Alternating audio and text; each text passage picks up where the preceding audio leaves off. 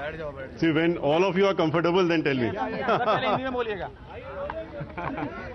UP का मामला। सतीश जी, आज का सुप्रीम कोर्ट का आदेश क्या है? माननीय सर्वोच्च न्यायालय के आज के ऐतिहासिक निर्णय का हम लोग स्वागत करते हैं। मैं स्वयं करता हूं, पूरी पार्टी बहुजन समाज पार्टी करती है और हर वो व्यक्ति इसका स्वागत करेगा जो कि मानसिकता रखता है, जो दलित विरोधी मानसिकता नहीं उसको रखता।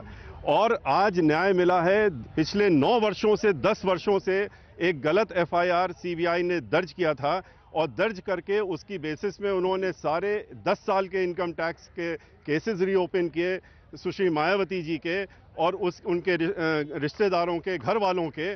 उसके बाद एक एक केस में हाई कोर्ट लेवल तक, फाइनल अथॉरिटी तक उसमें रिलीफ मिली। रिलीफ मिलने के बाद ये होल्ड किया गया कि एक एक नया पैसा जो उनके अकाउंट में आया है वो जस्टिफाइड है, वैलिड है।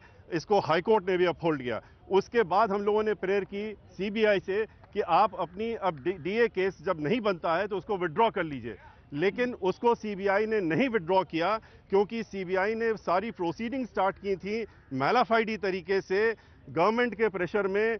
तब तत्कालीन बीजेपी सरकार थी 2003 में, उसके प्रेशर में उन्होंने ये एफआईआर दर्ज की थी, जबकि माननीय सर्वोच्च न्यायालय ने कोई इस तरह का डायरेक्शन अपने ऑर्डर में नहीं दिया था। लेकिन उन्होंने उस 18/9/2003 के ऑर्डर का लेकर के और उसकी आड़ में उन्होंने एफआईआर दर्ज की थी।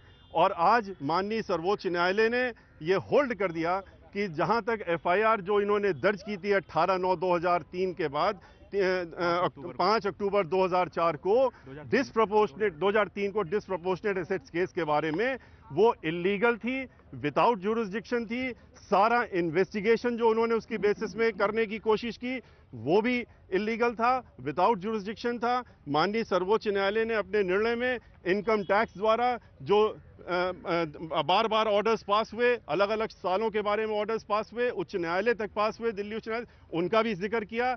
और उन्होंने इन सारी प्रोसीडिंग्स को गैर कानूनी, विदाउट जुरिसडिक्शन उन्होंने होल्ड किया कि सीबीआई ने एक्सीड किया जुरिसडिक्शन को और उसको क्वैश कर दिया है।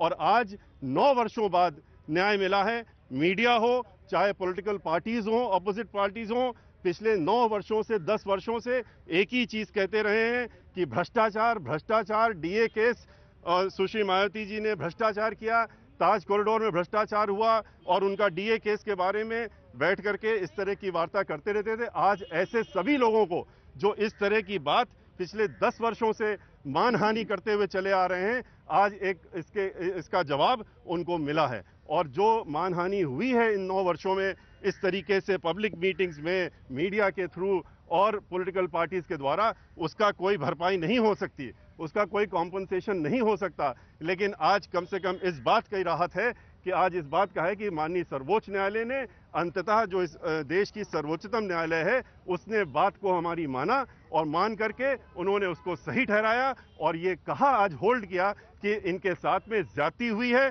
और गैर कानूनी तरीके से परेशान किया गया। मिश्रा जी, अगर एफआईआर गलत थी तो आप लोगों को सुप्रीम कोर्ट के संज्ञान में ये बात लाने में 5 साल का वक्त क्यों लगा? 2008 में आप लोग आए।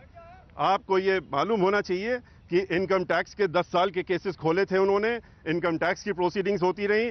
जब माननीय सर्वोच्च न्यायालय ने 18/9 का आदेश दिया था, उसमें सुश्री मायावती जी पार्टी नहीं थी और हम लोगों ने 2003 से ही सीबीआई को हाई कोर्ट में गए, सीबीआई को कहा और हाई कोर्ट में रिट फाइल की जा करके हाई कोर्ट ने यह कहा कि चूंकि सीबीआई का यह कहना है अपनी एफआईआर में कि हम ये एफआईआर माननीय सर्वोच्च न्यायालय के निर्देश में कर रहे हैं, इसलिए हम इसमें इंटरफियर नहीं कर सकते। उसके बाद हम लोग सुप्रीम कोर्ट में आए और सुप्रीम कोर्ट ने आज उसमें न्याय देने का काम किया है और निर्णय सुश्री मायावती जी के पक्ष में दिया है। आज भी सुबह से हम लोग मीडिया में देख रहे थे और इतने करोड़ और इससे इतने करोड़, 17 करोड़ का रुपया निकला था। सुप्रीम कोर्ट ने अपने में कहा कि जो 2003 में रुपया निकला था, 2002 में और 3 में निकला था, उसके बारे में 175 करोड़ की बात कही जाती थी। और ऐसे मामले में, ताज कॉरिडोर मामले में, जिसमें कि सुश्री मायावती जी से कोई मतलब नहीं था, आज जो हम लोग बात कहते चले आ रहे हैं और आप लोगों से कहते आ रहे हैं, मीडिया से भी कहने की कोशिश करते रहे पिछले 9-10 सालों से, आज उसमें माननीय सर्वोच्च न्यायालय ने अपनी मोहर लगा दी है।